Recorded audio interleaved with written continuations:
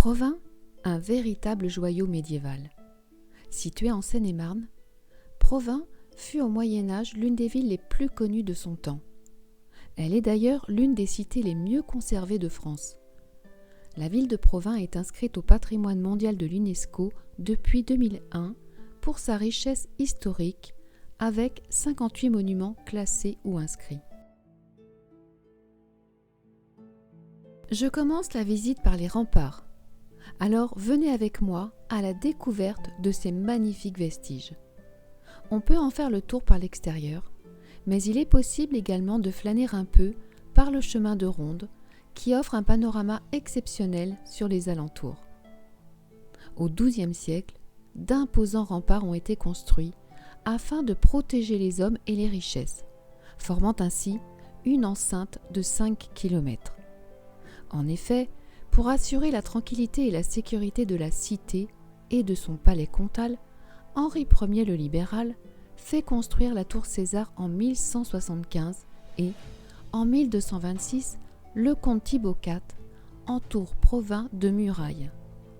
L'ensemble en fait ainsi la ville l'une des mieux fortifiées d'Europe.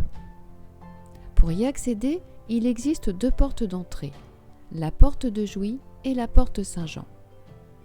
La partie la mieux préservée entoure la ville haute. Les remparts mesurent 1200 mètres de long avec 22 tours qui jalonnent les fortifications, toutes différentes.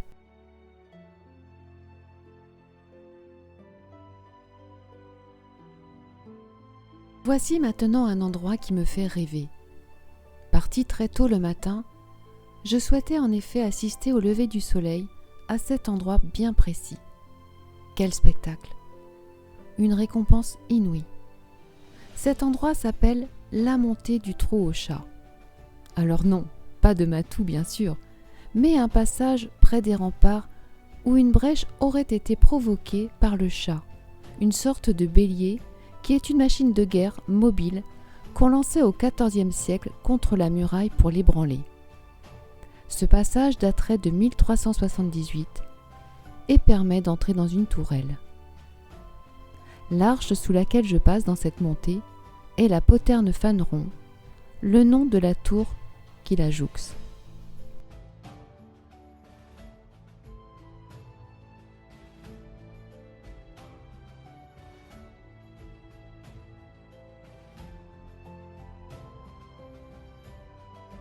Pas de chat, mais beaucoup de volatiles.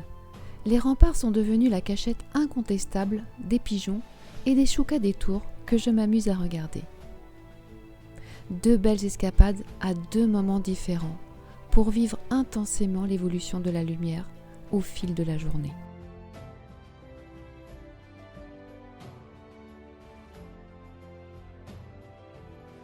Je vous invite à visiter et flâner tout au long de ces remparts qui méritent pleinement le détour.